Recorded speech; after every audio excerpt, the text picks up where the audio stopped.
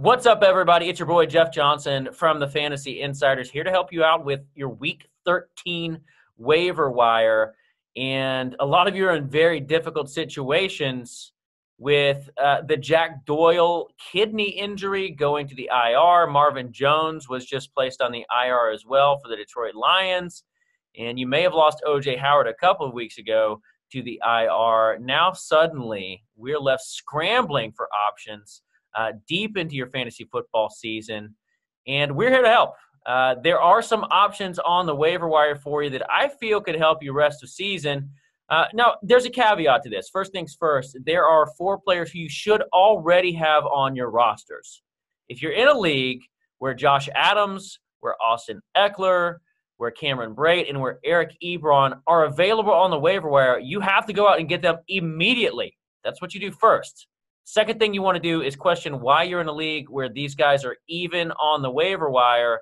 And then the third thing you do is you win the championship, because that's definitely going to happen. As far as players that might be on your waiver wire right now, let's start right at the top with Donte Pettis, who had a huge Week 12 for the San Francisco 49ers. So we all saw the numbers: 4 receptions, 77 yards, and a touchdown in Week 12 for Donte Pettis.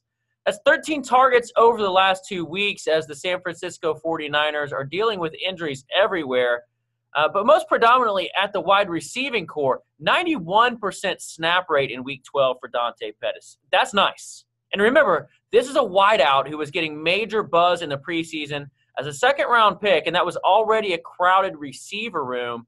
So I say Week 12 was no fluke. Listen, he has a tough remaining schedule, but you could expect a heavy workload for him going forward for a 49ers team who is now 2-9. They have really no hope rest of season, so you have to think that they want to see what they have in their rookie wideout, and that means a lot of volume, and I expect his productivity to increase as well. Donte Pettis is somebody I want to pick up, and I can stream him from week to week rest of season. All right. Let's head over to the LA Chargers and Justin Jackson. Is he the replacement for Melvin Gordon? I say no, he's not the replacement. The obvious replacement there is going to be Austin Eckler. Here's what you need to know about Justin Jackson, though. Over the last 3 weeks, Melvin Gordon was getting a snap share of 80%. So an 80-20 snap share between Melvin Gordon and Austin Eckler. Here's why that matters for Justin Jackson. Do you think with no Melvin Gordon, Austin Eckler is going to take all of those snaps that Melvin Gordon was getting? I do not.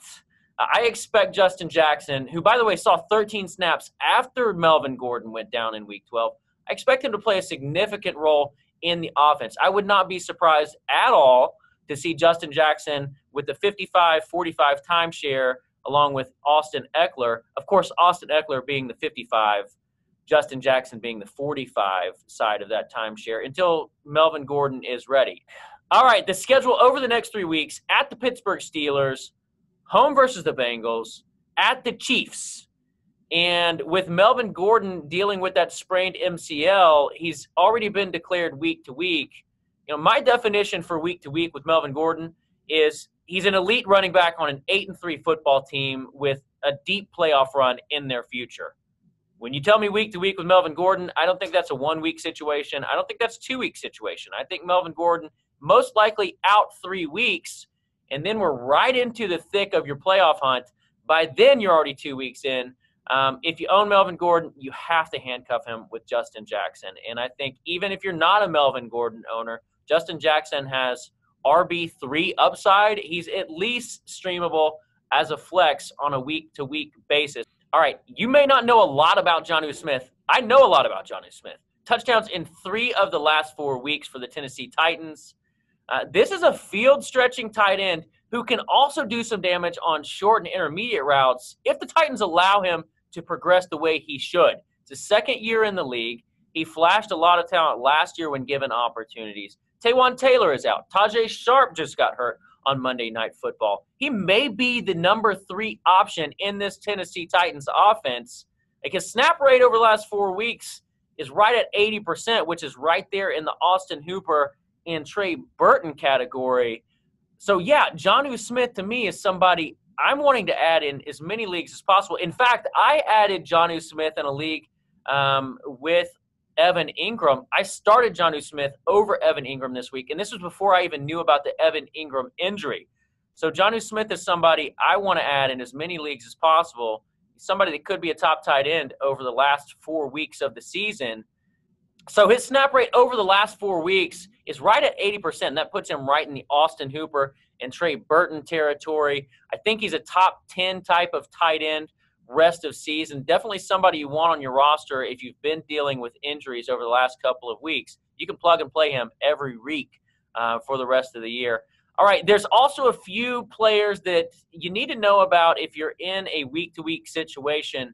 1 week filler plays. TJ Yeldon with the Fournette suspension, and Nyheim Hines with the Marlon Mack concussion. We don't know if Marlon Mack is going to be healthy and ready for Week 13. If he's not, Nyheim Hines is an instant add in your league, somebody that can catch the ball out of the backfield and is also effective running the ball if you need those 1 week fill-ins. All right, guys, that just about covers it for your Week 13 waiver wire ads. Hope that helped you out. If you need any other help, head on over to fantasyinsiders.com. We have more information than you could possibly contain in your brain. Snap rates, air yardage. You can sort these categories as well to help prepare you for the fantasy football playoffs. So we'll see you then, and good luck in Week 13.